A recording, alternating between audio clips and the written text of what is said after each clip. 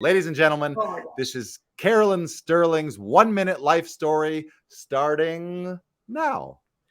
Well, I think I always had a flair for the dramatic. I always, enjoyed live theater, comedy, and production. So even from an early childhood, we're talking grade school, high school, I was involved in every production that was happening.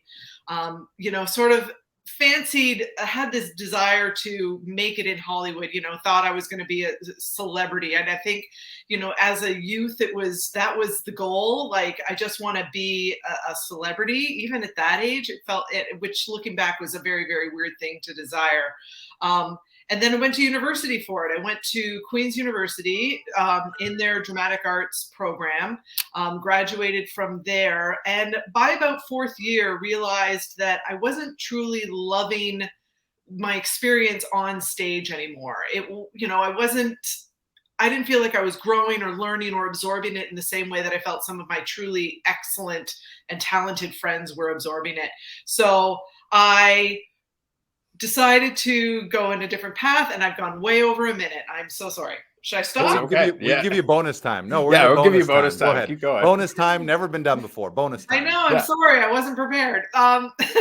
In fourth year, I decided to start looking at the other side of the industry and to go into the, not administrative side, but into the business end of how the industry works, and then started, expanding my horizons beyond just theater into film and television. I worked right out of university at Alliance Atlantis, which has now become, I believe, is now Shaw. And Chorus Entertainment was my second broadcaster that I worked for. And I was there for an extended period of time working in their legal departments. So I was reviewing contracts for a really long time. I've seen everything, from talent to acquisitions. And I think that helped to formulate, an idea in my mind about what I truly wanted to be doing. I always knew I wanted to get back and working with talent in some way. So when I left Chorus and went to work at Diamond Field Entertainment, which was a management company here in Toronto that focuses on stand-up comedian, I worked there as administrative assistant. That's where I met Morgan Flood. And from there, that's where we met, and we've, sort of been together ever since, started formulating, an idea of our work processes together. He left to go start a new roster at the agency group, at the time is what it was called. And when I left Diamond Field, I went to join him, shortly thereafter. And, that's where we sort of started to get a sense of, how we work together, what we were looking for. And we found that we truly were aligned in what our business strategy was and what we wanted to do for comedians and, performers in this country and in this city.